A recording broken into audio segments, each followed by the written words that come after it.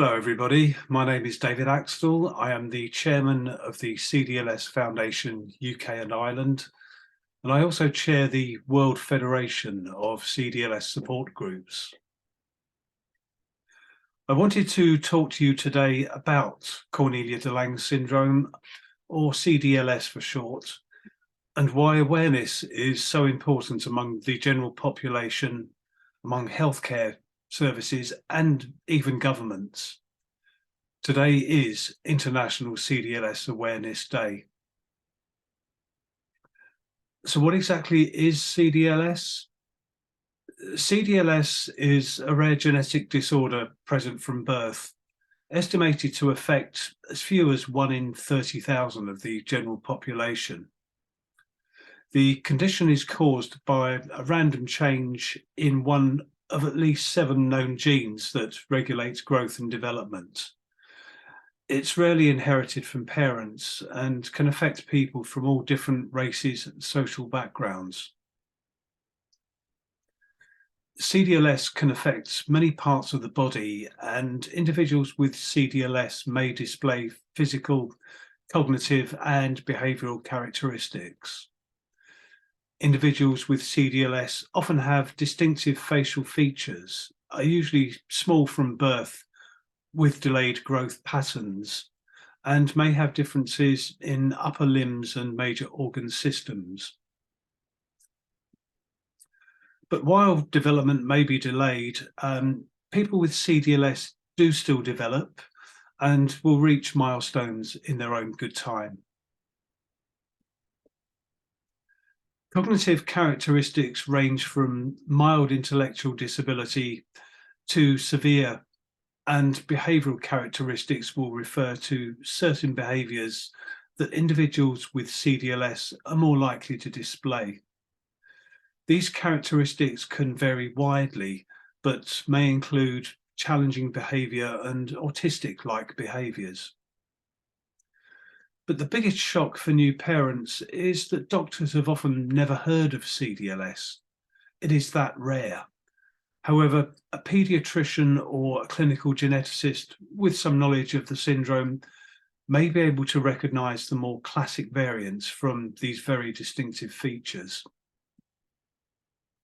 It's important to note that a person with CdLS may not display all of the possible characteristics associated with the syndrome, but it's also very important to remember that everyone with CdLS is an individual and will also have characteristics passed down from their family. Because of the wide variability of CdLS, it is classed as a spectrum disorder. In milder types, it can be very hard to recognise.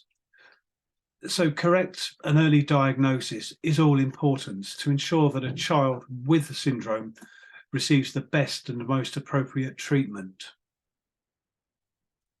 CdLS can be diagnosed clinically using a scoring system. It can also be detected genetically by testing tissue samples for the known gene changes. However, changes in these particular genes can also lead to similar conditions that may not exactly match the clinical definition of CdLS, but are very, very close. So why an awareness day? In simple terms, raising awareness of the syndrome is important to ensure that people with CdLS are correctly diagnosed and treated appropriately. The more that people know about the syndrome and what it can look like, the greater the chances of patients getting that all-important diagnosis. And if we look at the prevalence estimate of 1 in 30,000, then support groups around the world are really only in contact with between 10 and 30% of that potential number of patients with CdLS. This once again points to the need for accurate diagnosis. Awareness is an ongoing mission every day, but there is a focus on an internationally agreed day once a year. The second Saturday in May is International CdLS Awareness Day all around the world, and means that all support groups work together to get the message across to the general public to healthcare professionals and our political leaders. As I've said before, recognition among healthcare professionals is absolutely essential so they know what CdLS entails and how to treat patients with the syndrome. They may never have heard of CdLS, which is why the role of support groups is crucial.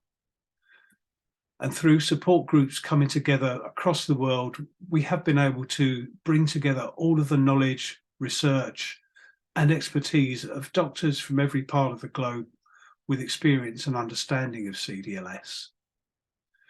All of this expertise is available to every support group, every family, every carer, and every doctor from one central source with equal access for everyone. The World Federation of CdLS Support Groups includes an international scientific advisory council made up of all of the doctors with an interest in CdLS, and therefore is that central point of reference. One other important area where we need to generate awareness is that of government, both local and national. Our political leaders have a duty of care in ensuring that they preside over a population with adequate healthcare provision. In raising interest and awareness of CdLS among those who formulate policy, we would hope that healthcare is devised with the provision to cope with rare disorders.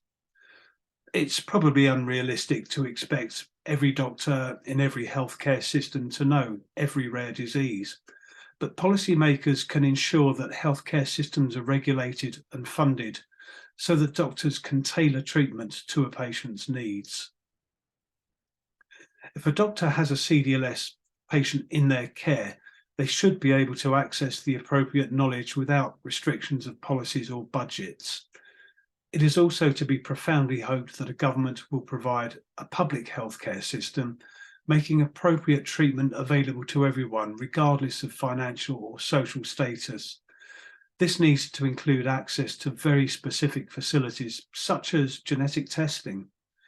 It's our wish that government would at least be encouraging, if not providing, the facility for disabled people of all kinds to be given the same chance to live full and rich lives as those without disabilities. Inclusivity in all aspects of society is essential so that those with disabilities are not restricted from any activities that they are capable of enjoying. Public spaces should be accessible to all, regardless of ability. If government policy is formulated with this in mind, then the general population are given a greater chance of exposure to those with additional needs, which builds tolerance, understanding, as well as encouraging the general public to help those in need. The picture shown here is a fantastic example of how we can make a public space work on equal terms for everyone. It's in Vancouver in Canada. See how the steps integrates with ramps, which enables people to descend or ascend together, whether they're on foot or in a wheelchair. And this is the kind of thinking that as a society we need to encourage. Policymakers, please take note. So that's all I have to say for today. Thank you for listening. I hope you found this informative. Thank you.